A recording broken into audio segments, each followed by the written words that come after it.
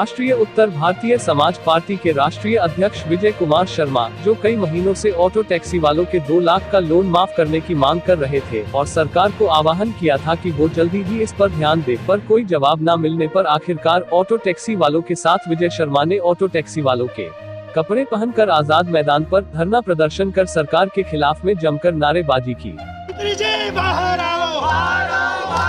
महाराष्ट्र की जनता दुखी है, महाराष्ट्र की जनता दुखी है, ऑटो वाले दुखी है, सारे व्यापारी दुखी है, महाराष्ट्र की जनता दुखी है।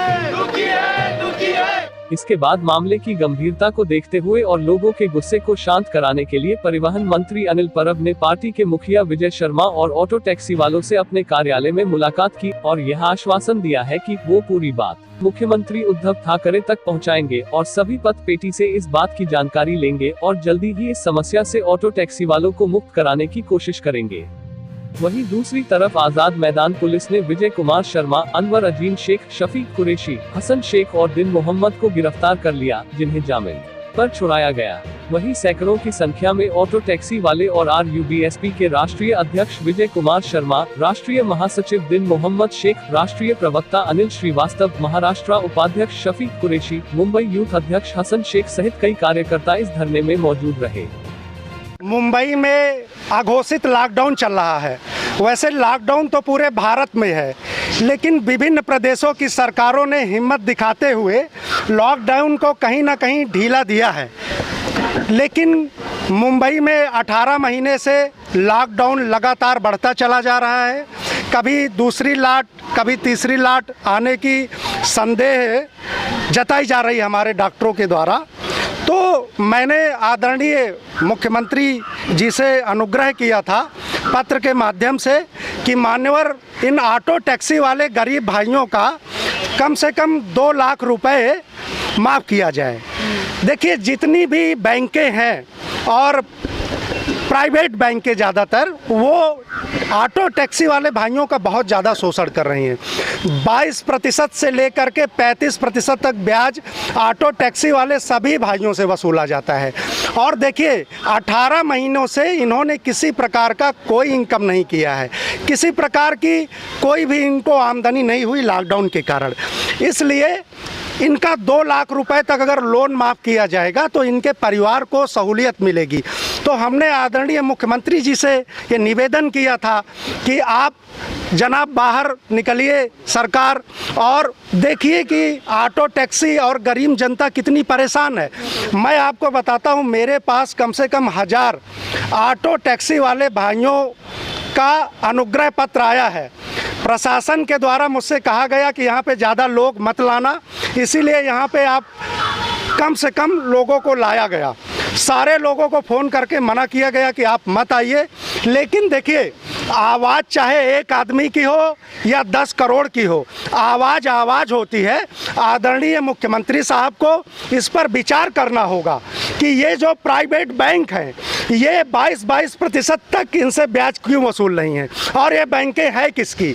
मैं सरकार से अनुग्रह करता हूं कि जितनी भी प्राइवेट बैंकें हैं पदपीढ़ियां, इनकी जांच CBI से कराई जाए, क्योंकि ये बहुत गहन और गंभीर विषय है कि बैंक किस प्रकार से अनर्गल इन लोगों से कर्जा वसूलती है। और कुछ लोग तो बताते हैं इनमें से किस लोगों का लोन अभी ख़त्म नहीं हुआ, आप लोग बताइए। ये लोग पैसा भरते जाते हैं और लोन ख़त्म ही नहीं होता, इनका लोन ख़त्म ही नहीं होता है। वो लोग ब्याज बराबर लेते, जो पैसा हम थोड़ा बहुत जमा करते उसमें से पहला अपना ब्याज लेते, 100-200 जो बचता वो मुद्दल में जमा करते, उसमें नहीं जा रहा, ब्याज अपना ले लेते बराबर, मुद्दल में एक भी पैसा नहीं जा रहा, पूरा ब्याज जा रहा है। और मुद्दल अपनी जगह पे पूरा ब्याज 18 महीने का पूरा ब्याज ले रहे हैं और री लोन मारते तो प्रोसेसिंग फीस के ब्याज मारा जा रहा है। री लोन कराते तो प्रोसेसिंग फीस के नाम के ऊपर 15 से 20 हजार रुपया काटते हैं। क्या नेशनलाइज बैंक भी इतना नहीं कटिंग करती है री लोन के अंदर, लेकिन ये और सारी पटपेटी है ना पॉलिटिशियनों की है और रजिस्ट्रेशन भी नहीं है, काफ़ी पटपेटियों के लाइसेंस बंद नहीं है।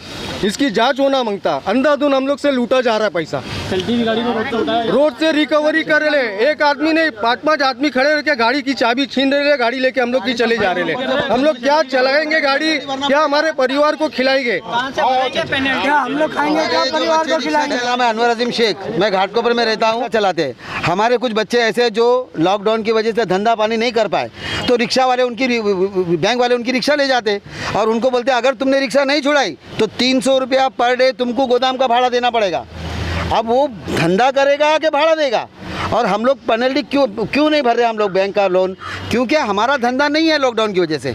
लेकिन उन लोगों के ऊपर कोई असर पड़ता ही नहीं, वो लोग एक ही बात बोलते कि नहीं लोन भरो। मुझे बैंक से फ़ोन आता है, क्यों तुमने लोन नहीं भरा? अरे लोन तो मैंने भरा, इतना है कि 7,500 भरने का था, 6,000 भरा। 6,000 में तुमने तुम्हारा ब्याज तो ले लिया बराबर, उसमें तो कम नहीं किया, मेरे मुद्दल में तो कम किया ना, मेरा मुद्दल कम जमा हुआ। हमारा 2.5 लाख रुपया लोन किया गया। कितना?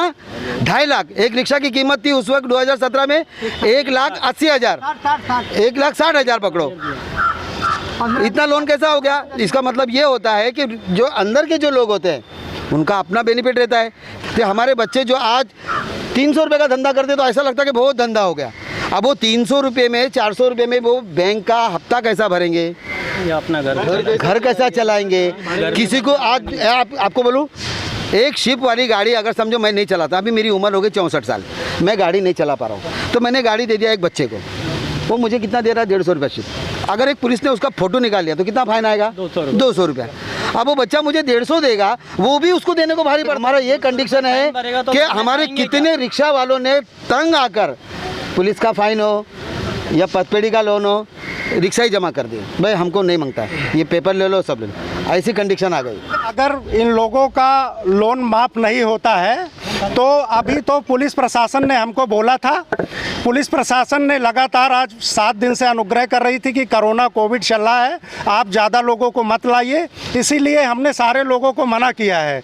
अगर ऑटो टैक्सी वाले का 15 दिन के अंदर इन भाइयों का लोन माफ़ नहीं होता है तो पूरे प्रदेश में हम काला दिवस मनाएंगे।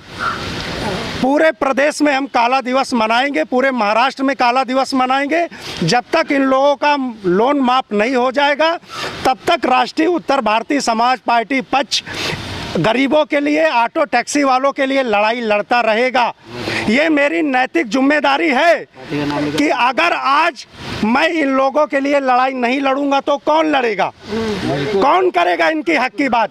क्योंकि बाकी के पक्ष करेंगे नहीं। मैं आरोप लगाता हूं सभी पक्षों पर, बाकी के पक्ष इसलिए नहीं करेंगे कि जितनी प्राइवेट बैंकें हैं ये सब इन्हीं पार्टियों की है, ये सारी इन्हीं पार्टियों की। जितनी राजनीतिक पार्टियां हैं यहाँ पर प्राइवेट बैंक चलाती हैं।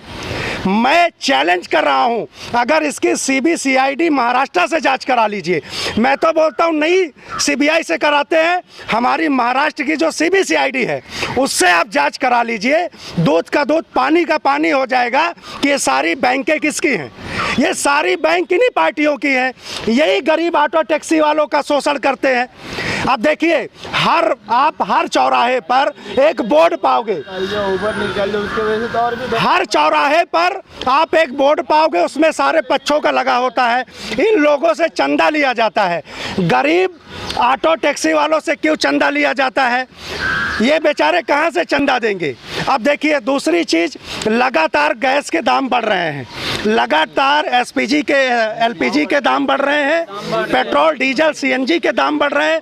ये लोग कैसे अपना रोजगार चलाएंगे बताइए? कहाँ से पैसे देंगे ये? हम अपने बच्चों की स्कूल की फीस भरे, अभी तक इनका कोई डेलीगेशन हमसे अभी तक मिलने नहीं आया है। अगर आदरणीय मुख्यमंत्री जी का आश्वासन नहीं होता है तो इस बार हमने सारे लोगों से अनुग्रह किया है, लेकिन ये स्थिति अब भयावह होगी और इस आंदोलन को और गति दी जाएगी, तेजी दी जाएगी। जब तक इनका 2 लाख रुपए माफ नहीं होता है तब तक राष्ट्रीय उत्तर भारतीय समाज पार्टी लास्ट तक संघर्ष करती रहेगी। ये काला दिवस किस रूप में मनाया जाएगा? काला दिवस जितने भी महाराष्ट्र के, मुंबई के ऑटो टैक्सी वाले हैं उनको सबको हम काला दिवस मनाने के लिए प्रेरित करेंगे कि आप लोग काला दिवस मनाइए, क्योंकि ये आप लोगों के हित की लड़ाई है, ये किसी पक्ष की लड़ाई नहीं है। ये एक पक्ष की लड़ाई हो ही नहीं सकती, ये तो गरीब ऑटो टैक्सी वालों की लड़ाई है। तो तो ये लड़ाई हमको लड़ना है। बैंकों का लूटने का धंधा चल रहा है, गधा मजूरी रिक्शा टैक्सी वाले करे, घर बार छोड़े, अपना इनका खाली बस अकाउंट में इनके पैसा देते जाए, बाकी कुछ नहीं। अभी पूरा लॉकडाउन के अंदर हमारी गाड़ी खड़ी थी, उसका हम लोग को ब्याज लगाया जा रहा है, एक एक गाड़ी के ऊपर 50-60 हज़ार रुपया ब्याज चढ़ा दिए ले ज़्यादा, और मुद्दल तो हमारा अपनी जगह पे ही है, बस ब्याज दो। और अब ऐसा है कि गाड़ियों की भी रिकवरी लोग कर रहे, गाड़ी उठा के लेके जा रहे। अब गाड़ी हमारी चले जाती है तो हम लोग क्या कमाएंगे और क्या हमारे परिवार को खिलाएंगे। एक तरफ इलेक्ट्रिसिटी का बिल तो ऐसा आता है जैसा कोई होटल का मेनू कार्ड है, ब्याज मार रहे हमारे, हम सिर्फ ब्याज ही भर रहे और कुछ नहीं, मुद्दल तो माझा ऐकून घ्या, महाराष्ट्र सरकार ने 1,500 रुपया बोला है कि हम रिक्शे वालों को देंगे। आप एक बात बताइए, रिक्शे वालों के कोई स्कूल की फीस 1,500 महीना होती है क्या? नहीं। आज कितनी होती है स्कूल की फीस? आप ही बताइए, ये ऐसा कौन सा समाज का आईना दिखा रहे हैं? आज यहाँ महाराष्ट्र की सरकार क्या आईना दिखा रही है? किसको, किसी को मिला नहीं है। हाथ उठाओ, 1,500 किसको? अभी आप बताइए, स्कूल की फीस नहीं होती है तो क्या करेंगे हम लोग? स्कूल की फीस एक गरीब वाले की भी नहीं होती है। जितनी पदपड़ी है, जितना सभी हमारी समस्या सबको एक लेटर देना चाहिए सरकार ने कि जितने भी रिक्शा वाले का लोन आपके पास है वो माफ करें। मेरे को तो नहीं मिला। अगर भरा रहेगा ना 80 लोगों को मिला रहेगा। बात करते हैं हम लोग कि गवर्नमेंट ने जो हम लोगों को 1,500 रुपए देने की बात की थी, हम लोगों ने अर्जियां की है, लेकिन हमको 1,500 तो नहीं आया। तो दिल्ली सरकार ने कम से कम ऑटो टैक्सी वालों को वहां पर महीने का 5,000, यानी कि इतने दिनों में एक बंदे को 80,000 रुपए तक की मदद दिल्ली सरकार ने की, वो भी अपने बल पर, सेंट्रल की मदद नहीं है। ये मैं ऐसे ही नहीं बोल रहा हूँ क्योंकि डेटा बोलते हैं। तो यहाँ पर वो चीज़ भी की जा सकती है, सिर्फ काम ये है कि थोड़ी सी कोशिश करें। कोशिश से बेहतर ज़्यादा ये है कि इनकी फिक्र करें रिक्शा टैक्सी वालों की, क्योंकि जब अगर जल्दी होती है, बसें नहीं रहती है, फ्रीक्वेंसी नहीं है, तो कौन बंदा ऑटो टैक्सी में जाएगा? लेकिन उनकी फिक्र नहीं करते जो आपकी मदद करता है वक्त पर। बैठेंगे और बोलते हैं कि भाई चलो फटाफट, तो वैसे फटाफट हमारी मदद के लिए कोई ख्याल क्यों नहीं करता है? आज हमारी कंडीशन पे अगर गवर्नमेंट की जिम्मेदारी बनती है कि भाई जैसे उद्योगपतियों पे ध्यान दिया जाता है, तो कम से कम हम जैसे गरीबों पे भी ध्यान दे। हमारा लोन ब्याज हम लोगों को खाने की जरूरत है। खाली ब्याज माफ होने से मतलब नहीं आ रहा है, खाली बस ब्याज माफ, लोन तो सर पे ही रहेगा फिर। इंश्योरेंस तो चला जाता है, लेकिन इंश्योरेंस के नाम पर हम लोगों को कुछ नहीं मिलता है।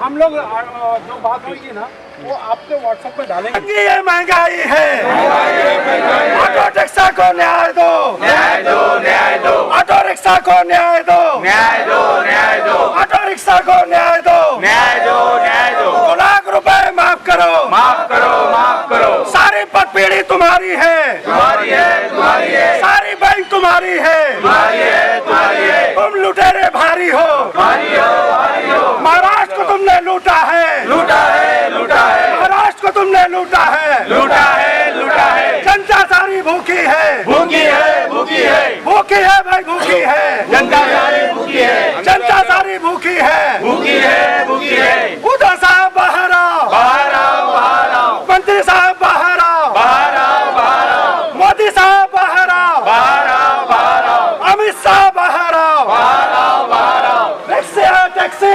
जिंदाबाद, रिक्शा टैक्सी जिंदाबाद, रिक्शा टैक्सी जिंदाबाद, रिक्शा टैक्सी जिंदाबाद, रिक्शा टैक्सी जिंदाबाद। सब्सक्राइब करें आवाज़ नेशनल न्यूज़ और बेल आइकन दबाना बिल्कुल भी ना भूलिए, ताकि हमारे अपडेट सबसे पहले आपको मिले।